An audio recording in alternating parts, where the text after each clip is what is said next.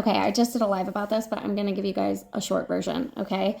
I was at my very first stop. You know that I start extremely early in the morning, so of course it was still pitch black out, and I went to a gas station / Burger King for my first stop, and instead of parking in the front at the gas station, I parked along the side where the Burger King was, because it was less traffic, and they were open, so I didn't think anything of it.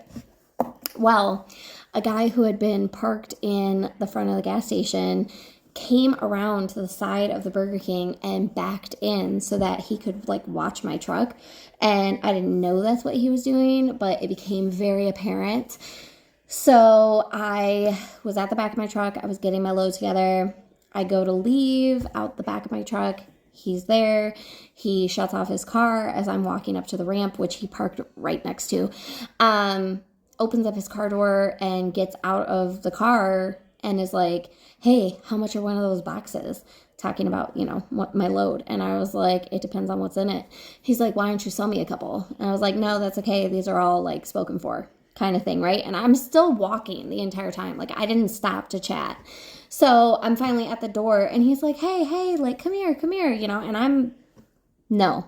Sir, it is pitch black outside. I'm not trying to have friendly conversation. I've given you no indication that I want to carry on a conversation with you.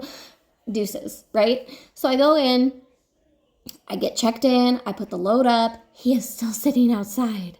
He is still sitting there waiting. So I just dilly-dallied until he left.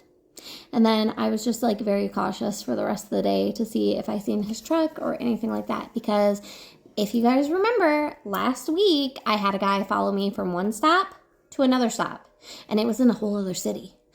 Granted, it was only 7 miles, but still, like, freak-ass behavior. So, as a woman who does a majorly male-dominated position, I think you just have to be really aware of your surroundings and just very cautious of what is going on.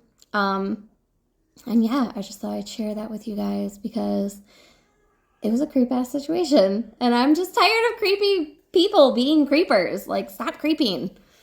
Ah!